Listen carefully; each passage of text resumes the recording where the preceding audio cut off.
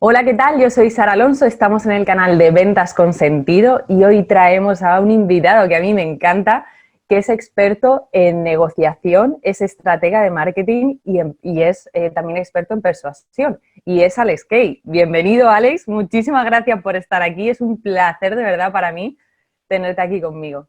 Gracias, Sara. Encantado de estar aquí conversando contigo.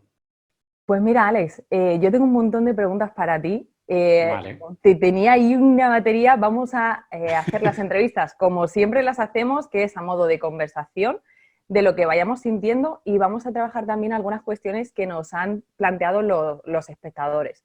¿Vale? Entonces, perfecto, poquito a estupendo. poco iremos saliendo y bueno, también al final del vídeo os dejaré cómo podéis encontrar más cosas del Escape, porque tiene libros, tiene formaciones.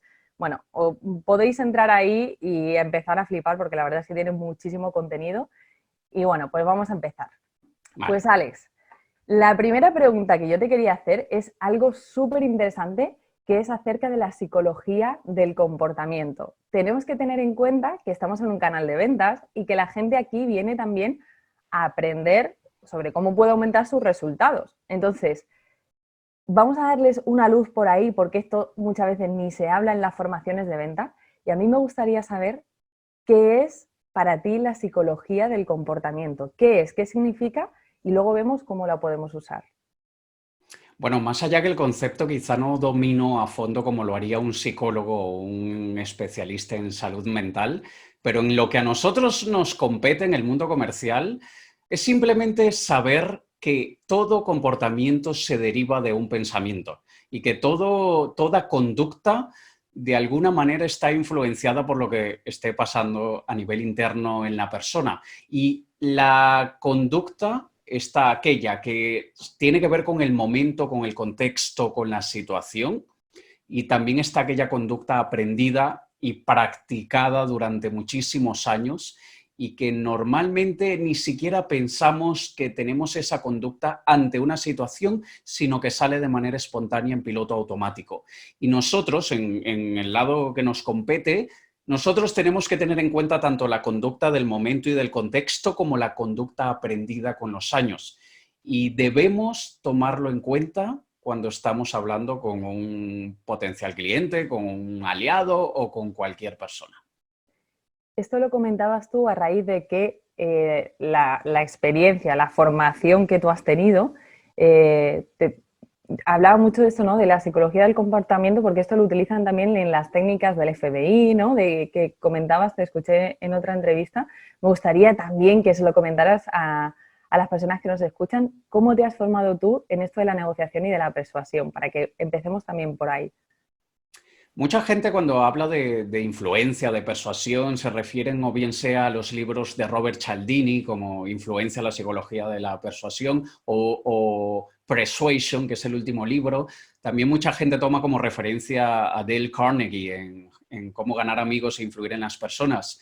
Pero a mí me ha parecido que debo siempre ir un paso atrás, o sea, ir un nivel hacia atrás para ver de dónde aprendieron ellos. Y hace muchos años me di cuenta que quienes son los verdaderos expertos en influir en la conducta de los demás son personas que trabajan en situaciones de crisis, son aquellas personas que trabajan en líneas de suicidio o personas que de alguna manera evitan que haya algún tipo de desgracia por un ataque terrorista o lo que sea. Y en los últimos quizá 2 o 3 años se ha vuelto bastante popular uno de los agentes del FBI que hoy en día mucha gente cuando yo hablo de esto me dicen, esto tiene que ver con lo de Chris Voss. Chris Voss es cierto que se ha vuelto bastante popular en los últimos 2 años. Yo estudié con su maestro, con Thomas Strength, que fue quien entrenó al equipo del FBI donde pertenecía Chris Voss. Y él tiene un programa que se llama Non-Law Enforcement Negotiation o negociación para personas que no pertenecen a las fuerzas de la ley. Y básicamente nos ponen en situaciones bastante drásticas, bastante extremas, porque si tú eres capaz de negociar tu vida, eres capaz de negociar lo que sea. Y si eres capaz de persuadir a alguien para que no te haga daño, puedes persuadir a tu pareja para ir a este restaurante y no a este otro, ¿no? Entonces, Y es por eso más que nada, porque es cierto que todo el mundo necesita aprender técnicas de persuasión, no de manipulación, hay una gran diferencia y si quieres luego lo comentamos, pero sí que es verdad que aprender a vender o a negociar de un vendedor o un negociador en el sector empresarial es quedarse corto con todas las técnicas que se pueden aprender de todos aquellos que si la cagan, una persona muere. Y entonces ahí es que realmente aprendemos a lidiar con un ser humano. Y la regla básica es, mucha gente pierde una negociación o no es capaz de ser persuasivo porque no es capaz de ponerse en los zapatos de la otra persona. Y cuando nosotros pensamos que esa otra persona está dispuesta a quitarte la vida o que esa persona está dispuesta a quitarse la vida, entonces ahí somos empáticos. Y la empatía es la base de la persuasión. ¿Y cómo se trabaja esa empatía? ¿Cómo puede la gente que nos esté viendo trabajar esa empatía o empezar a pasarlo del concepto a realmente la práctica? ¿Cómo podrían hacerlo? Muchos comerciales, muchos vendedores y muchos empresarios son muy buenos hablando y pésimos escuchando. Y la empatía se desarrolla cerrando el pico y abriendo el oído. Porque muchísimas veces estamos tan pendientes de lo que vamos a decir, de cómo vamos a contraatacar esa objeción, de qué le vamos a responder si nos dice X, que no estamos prestando real atención y por lo tanto es imposible ponernos en lugar de la otra persona si ni siquiera sabemos cuál es ese lugar.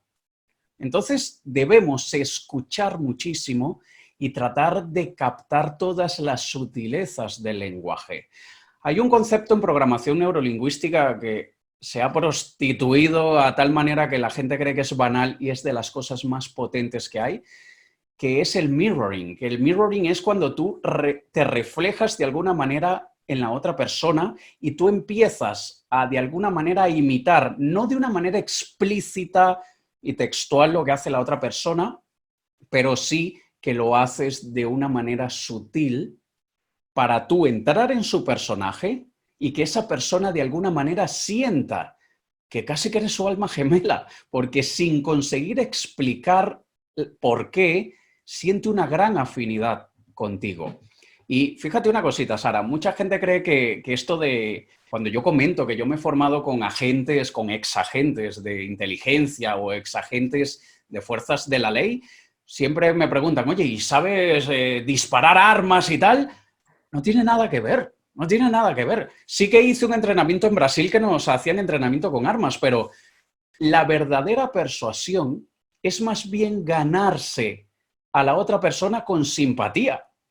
Y mucha gente cree que es el James Bond, el que te mira así intimidante y que es más fuerte. Al contrario, es totalmente lo opuesto. Probablemente un tercio de las personas que nos estén escuchando en este momento, su vecino probablemente sea un agente de inteligencia encubierto, valga la redundancia, y ni se entere, y ni se entere. Porque es aquella persona simpática, agradable, aquella persona que le pedirías que vaya a casa a darle comida al perro cuando no has podido ir. Y es esa persona es la que está súper preparada para todos estos asuntos de inteligencia. Y por cierto, aclaro, ¿qué es inteligencia? Porque también el término mucha gente, pero no me queda claro. Inteligencia es simplemente la recopilación y análisis de información. Es a eso lo que se le llama inteligencia. Saber recopilar información y saber analizarla. Eso es lo que hace un agente de inteligencia. Aquí me ha parecido súper interesante porque si te fijas, la mayoría de los comerciales o intentan fingir esa empatía de, hola, ¿qué tal? Y se les pone, les cambia hasta la voz, que tú hueles a vendedor que tira para atrás y dices, no quiero estar con esta persona. Pero incluso también hay gente que es lo contrario, que en vez de generar esa empatía piensan que la cercanía no tiene que ver con la venta, sino que es mejor ser distante, ser muy recto, porque así van a tener mayor autoridad. Y realmente, ¿cómo se podría complementar esta empatía con tener autoridad durante esa negociación? Hay muchos elementos que no salen del lenguaje, sino que ya solamente el hecho de tu vestimenta ya dice algo de ti. Y hay mucha gente que no le da importancia a eso y dicen, no, yo soy muy bueno en lo que hago, tengo muchísimos años de experiencia, no va a ser porque llevo la americana arrugada que me van a juzgar. Sí, sí te van a juzgar solamente porque llevas la americana arrugada, sí. Y nosotros podemos desarrollar todo esto. Yo siempre en mis talleres digo, hay varios tipos de sonrisa, no sé si sabías, las sonrisas tienen nombres ahora. Por ejemplo, está la sonrisa Duchenne, que es un tipo de sonrisa que nace en los ojos, y luego hay otros tipos de sonrisa que, para yo simplificar y no entrar en términos aburridos científicos, yo digo, el comercial común te hace aquella sonrisa como la que le haríamos a aquel amigo que tenemos muchísimo tiempo sin ver y estamos súper contentos de verlo, y es absurdo saludar a una persona con esa sonrisa y esa efusividad, como tío, tenía tantas ganas de verte. Falso, falso de aquí a Marte. Sí, sí, Porque total. luego tenemos otra sonrisa, que es cuando un muy buen amigo de nosotros nos presenta a un amigo suyo. Y nosotros somos simpáticos con su amigo porque es amigo de nuestro amigo, pero no tan simpático como seríamos con nuestro amigo.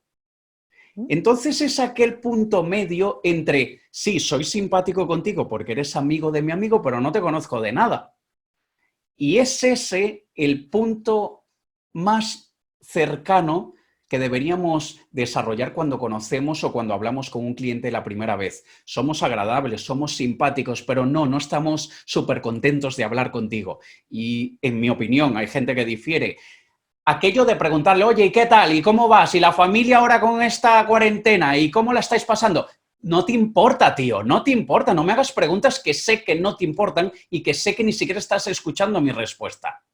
Hay muchas maneras de entrar en esa cercanía y en esa afinidad sin hacer preguntas o comentarios que la otra persona sabe que es conversación barata porque ya me está tratando de ganar. Y básicamente, al igual que, yo digo, al igual que como un buen truco de magia, el mejor truco de magia es aquel que ni te enteras que era un truco de magia. Y nosotros, de la misma manera, la mejor persuasión es aquella que no se nota que la estás poniendo en práctica. Y cuando a veces somos muy obvios y cuando a veces dejamos ver que estamos siendo persuasivos, atacamos el pensamiento de la otra persona con un refuerzo, confirmándole que tiene razón, diciéndole, yo sé que cualquier cosa que yo te diga, tú lo puedes interpretar como que estoy tratando de convencerte con algo y tienes razón, es verdad. Al tú hacer eso, la persona puede hasta dudar de, ¿va en serio o está de broma? Y hemos creado una interrupción en el diálogo que esa persona tenía con ella misma. Porque esa persona lo que estaba diciendo es, sí, ya, me estás diciendo todo esto porque me estás seduciendo para luego decirme, firma aquí, por favor. Y le interrumpimos eso al decirle, tú probablemente tienes razón. No, quizá no era eso entonces lo que estaba sucediendo porque no sería tan descarado de decírmelo así. Y son cositas que mucha gente cree que no funcionan porque una vez, igual que un truco de magia, luego de que te explico cómo se hace, ¡ah, qué obvio! Sí, pero antes has flipado, ¿no? Entonces, hay cosas que son obvias una vez que sabes cómo se hacen. Tienes toda la razón. Además, yo esto se lo explico también a los alumnos que tengo, que tienes que meterte en el monólogo interno que tiene la otra persona. Entonces, cuando esa persona se te va, justo lo que estás comentando es interrumpirle ese para poder unirte a ese monólogo interno y desde ahí poder persuadir e influir, ¿no? Esta sería la clave, me parece brutal. Y aquí, ¿qué diferencia? Porque antes lo hemos hablado, ¿no? Entre manipulación y persuasión. Mucha gente incluso evita vender por no sentirse mal, por no manipular. Entonces, ¿qué diferencia habría entre tener la habilidad de persuadir y manipular? Para ti, ¿cuál sería esa diferencia? ¿Cómo podría identificarlo alguien? Son muy similares, lo que cambia en realidad es el método y lo que la otra parte siente. La manipulación principalmente trata de hacer algo por nuestro propio beneficio y nos da igual el resultado en la otra parte. Eso es manipulación. Mientras que la persuasión busca ganar. Yo obtengo lo que quiero, la otra persona siente que también obtuvo lo que quería. pero también está en los métodos que se utilizan. Si yo te hago sentir culpable, te genero miedo, cualquier tipo de cosa negativa, te estoy manipulando. Si yo te hago sentir sensaciones positivas, te sientes más confiada, te sientes que puedes, sientes las ganas, el ánimo de hacer algo, te estoy persuadiendo. Pero si hago que tú te sientas como una basura, como que tú no vales, que hay otras personas que son más inteligentes que tú porque tomaron la decisión, si tú no la tomas, ¿cómo te van a mirar? Esos son más técnicas manipulativas y sí que es verdad que políticos, vendedores y parejas utilizan manipulación exclusivamente. Y es simplemente porque no saben hacerlo de otra manera. Y aunque hay una línea muy delgada de salir de la persuasión y entrar a la manipulación, podemos no cruzar la línea, pero ¿sabes qué? A veces hace falta poner el dedito del pie en la línea. A veces hace falta poner, quizá no pasarnos, pero sí hace falta cruzar un poquito la línea, porque sí que a veces, porque así somos, movemos a la gente por querer evitar un dolor que por acercarse a algo que les conviene o algo que les gusta. Y entonces queremos poner el dedo en la llaga. Y cuando ponemos el dedo en la llaga, estamos creando una mala sensación en la otra parte. Para que sea manipulación es abusar, o sea, no es poner el dedito, es que se te vaya el cuerpo completo. Pero eso sería básicamente la diferencia entre ambas.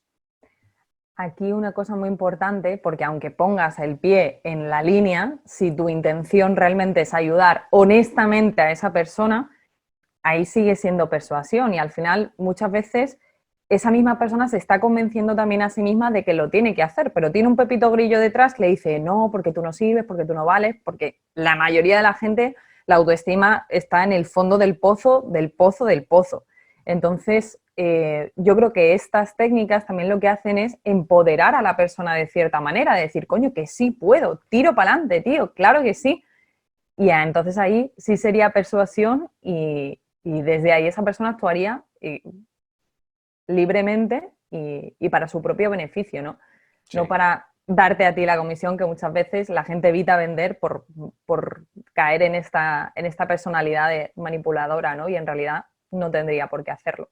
Y fíjate una cosita, esto que dices de cuando tú quieres que la otra persona vea que sí puede, porque normalmente cree que no, y tú podrías pisar la línea, yo siempre pongo el caso del adolescente problemático, del quien tiene un hijo adolescente problemático, y tú claro que no quieres que esté metido en drogas, tú claro que no quieres que tenga amigos vándalos, delincuentes, etcétera, y harías lo que sea para que eso no pase, inclusive manipularlo. Y nosotros tenemos es que simplemente tener cuidado y pensar si realmente lo que nosotros queremos la otra persona también lo quiere. Porque nosotros podemos decir, no, tío, es que te conviene, pero no lo quiero. Entonces, llegar a la manipulación para meterle por la garganta algo a alguien que no lo quiere, aunque nosotros sepamos que sí le va a ayudar, es allí donde podemos conseguir la venta, por ejemplo, solo que no tan rápido. Porque también pasa aquí, yo entiendo que muchas veces, principalmente equipos comerciales o comerciales que están muertos de hambre, cualquiera de los dos, pero hay aquella presión por cerrar la venta cuanto antes. Cuando aquella venta que muchas veces cierras muy lentamente, es mucho más fuerte y mucho más poderosa que la que has cerrado por cerrarla ahora y te manipulo y ya firma aquí y me paso al siguiente. Lamentablemente muchas empresas han fomentado eso en su equipo de ventas por una cuestión de cumplir las metas que la junta directiva ha propuesto para el trimestre. Y por eso es que recurren a engaños y a un montón de historias. Objetivos cortoplacistas, ¿no? Yo siempre pienso que es mejor ser corredor de fondo y jugar a largo plazo, pero prácticamente en todas las áreas de mi vida yo creo, o sea que sí es verdad que esto puede ayudar a no tener esa ansia, ¿no? De querer cerrarla, sino de seguir ahí, seguir influyendo en esa persona de una manera positiva. Eso es. Aquí, Alex, hay mucha gente que me está llegando a través del Instagram o a través también de algún comentario con el tema del miedo al rechazo, del miedo al fracaso. Yo sé que tú tienes también un libro que se llama Triunfar con miedo, ¿no? Sí, Entonces, ¿qué les dirías a estas personas o qué les podemos ofrecer a estas personas, sobre todo sobre el tema del rechazo? Porque yo la verdad es que no siento tanto ese miedo al rechazo, pero pienso que siempre hay algo por detrás que no vemos, que el rechazo es como la fachada, pero que detrás hay algo más. ¿Para ti qué sería ese algo más que hay para que surja ese miedo al rechazo? está basado en lo que has dicho antes, el problema de autoestima de la gran mayoría de las personas, porque cuando alguien te rechaza, te está dando un ligero golpe en tu identidad, en tu ego, en quién tú te consideras que eres. Y como tú eres lo más importante en tu vida y quien diga lo contrario está mintiendo, yo soy lo más importante en mi vida. No, lo más importante es mi madre, mi pareja. Mentira. Lo más importante somos nosotros. Luego viene todo lo demás. No, es que yo daría la vida por mi madre o por mi pareja. Es cierto, pero eso es un caso extremo y no vivimos en casos extremos a diario. Cuando nosotros nos tomamos como debe ser, como es lo normal, como lo más importante en nuestra vida y alguien ligeramente amenaza eso que es tan importante para nosotros, sentimos miedo.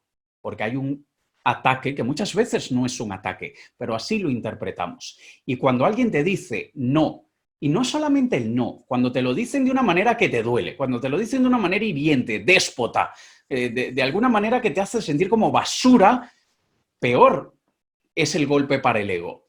Pero cuando tú como profesional o como persona te desconectas de ese ego para poder hacer tu trabajo y luego que la gente lo pisotee como quiere y luego tú le dices a tu ego, deja que yo sí te quiero, ¿vale? No te preocupes, los demás no te quieren, yo sí te quiero. Cuando nosotros aceptamos que la otra parte no nos está rechazando nuestro ego, sino que está rechazando al mensajero que está tratando de pasar algo de otra gente, o aunque sea de nosotros, de la faceta profesional y no de la personal, entonces ya no va a doler tanto, porque no me están atacando a mí, ni siquiera es un ataque, es un no, no, ya está. Y como yo siempre digo, esto a la gente que le tiene mucho miedo al rechazo es porque no los han rechazado lo suficiente, porque llega un momento que te curas, ya te deja de importar. Al inicio, sí, sabe mal. A mí, hoy en día, llevo más de 15 años en esto. Claro que sabe un poco mal cierto tipo de rechazos. Hay otros que no importan, hay otros que, uy, se me ha dolido un poco. Pero se te pasa rápido. Y el truco para que se pase rápido es no lo sigas alimentando. Es como que te enamoras tanto del rechazo que lo quieres colgar en la pared y, uy, cuando me rechazaron, me dijeron tal cosa, que me hicieron sentir esto. Tío, déjame contarte lo que me dijeron. Es como, ¿para qué le rindes homenaje, coño? Déjalo pasar. Y pasa otra cosa.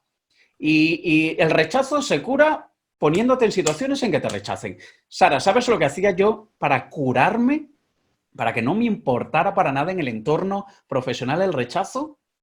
Yo iba a un sitio y buscaba a la chica más guapa del lugar, a la que 99% de hombres ni se atrevería a decirle hola. Y yo iba a por esa chica. Obviamente me rechazaron un montón de supermodelos.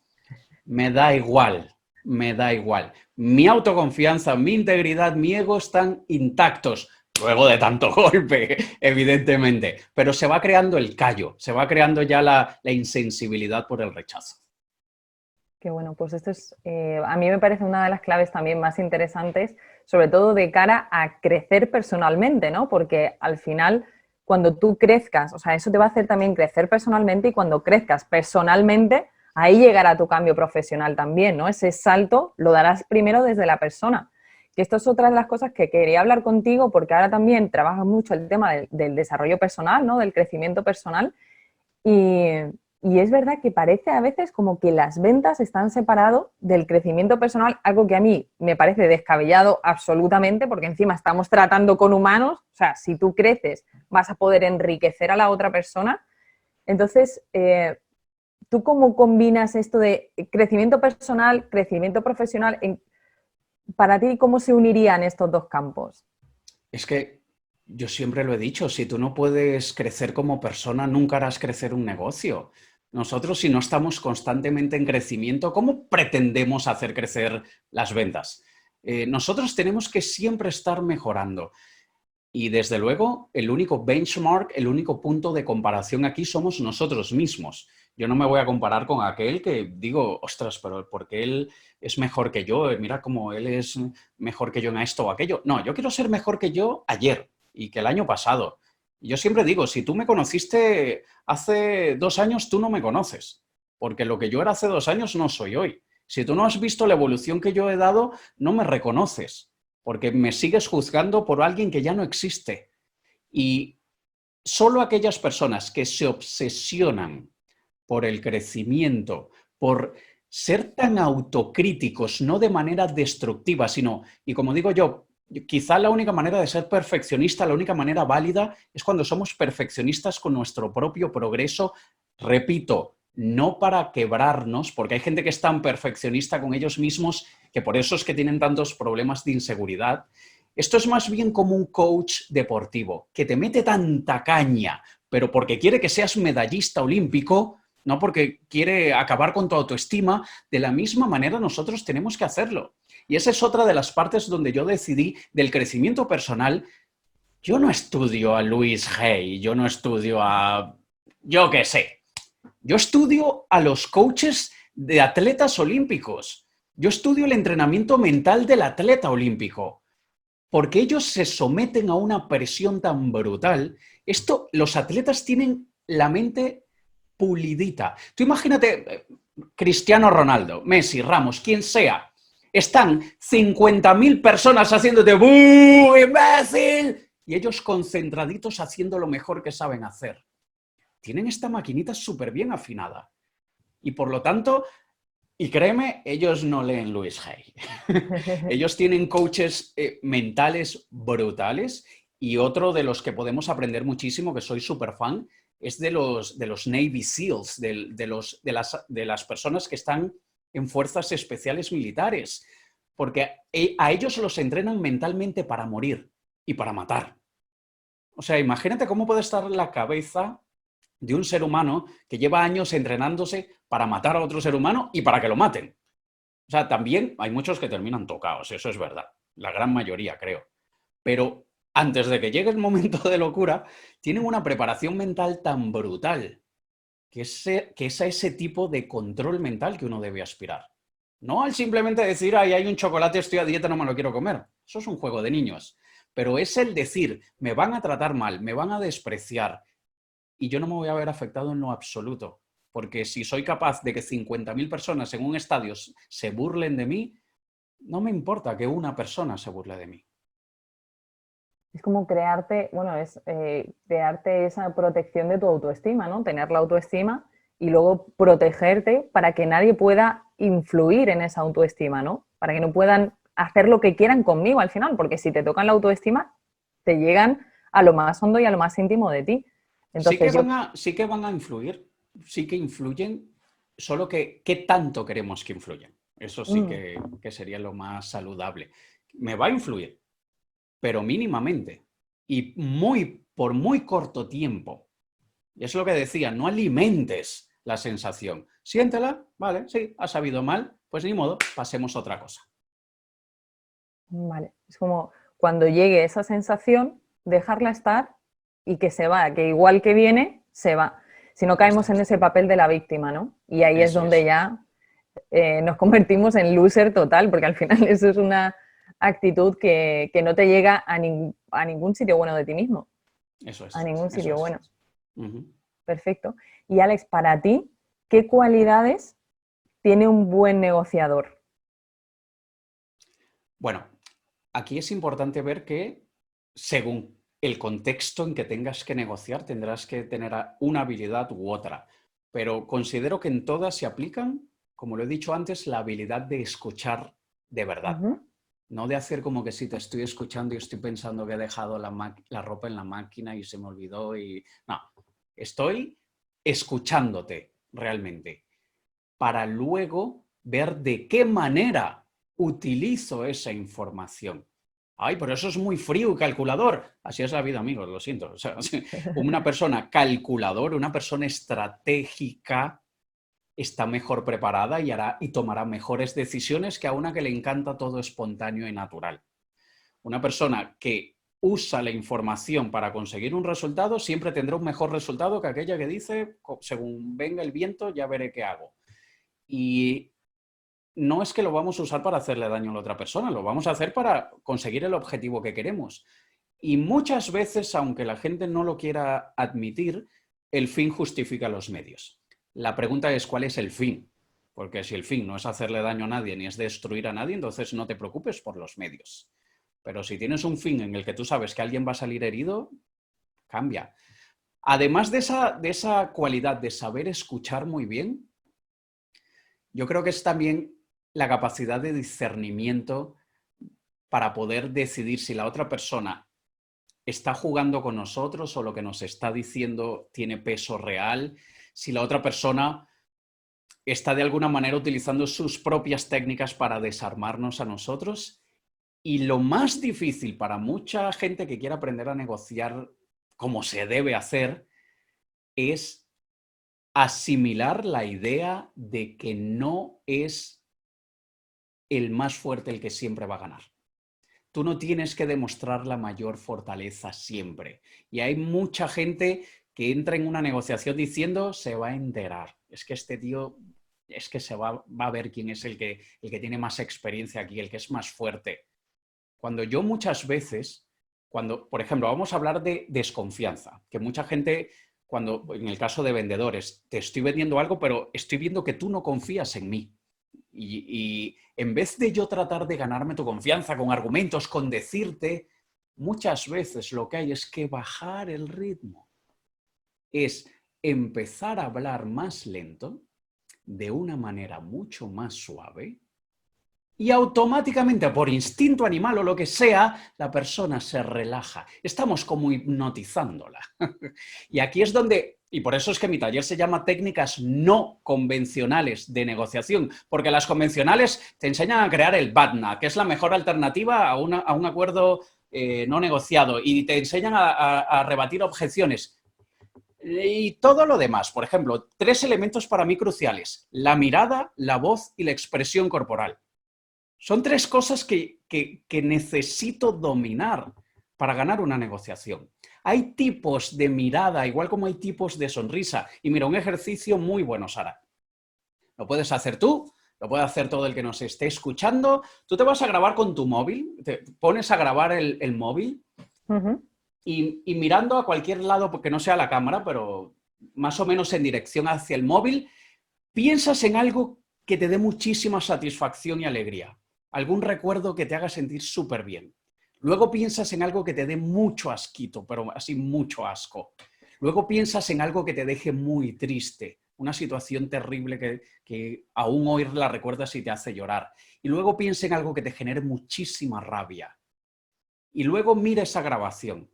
Ahí tienes tu catálogo de miradas. Ahí ya sabes cuál mirada debes usar en qué momento, porque ya ves cómo se ve y ya sabes cómo hacerla.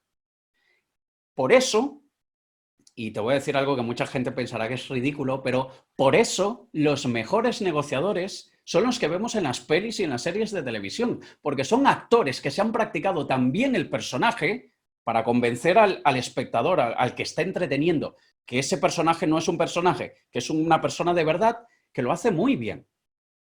Y lo mismo debemos hacer nosotros. ¿Cómo me debo comportar en una situación en la que sé que la otra parte está jugando conmigo?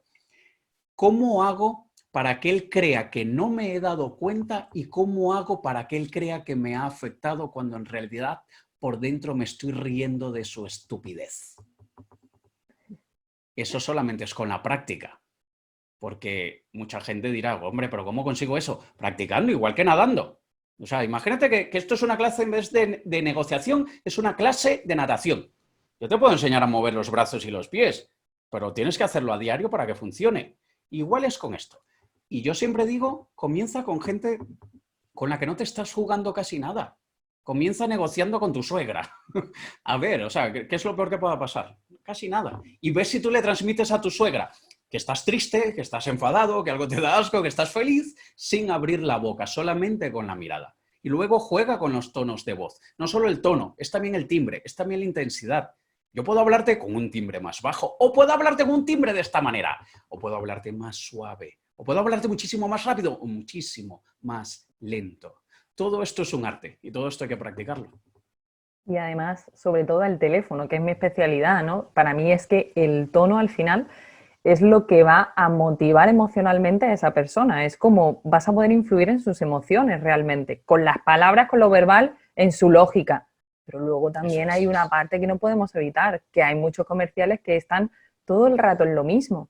Y tú le escuchas y dices, es que realmente es que no hacen ni esfuerzo por. Entonces, si aprendemos a utilizar todo esto, es un poder que tenemos. Yo siempre digo que un poder conlleva una gran responsabilidad, atento cada cual. Claro. Pero realmente te da un poder de cuando quieres que la persona te escuche y haces un silencio. Y empiezas... Es que eso para mí es brutal porque la otra persona reacciona, o sea, en ese mismo instante.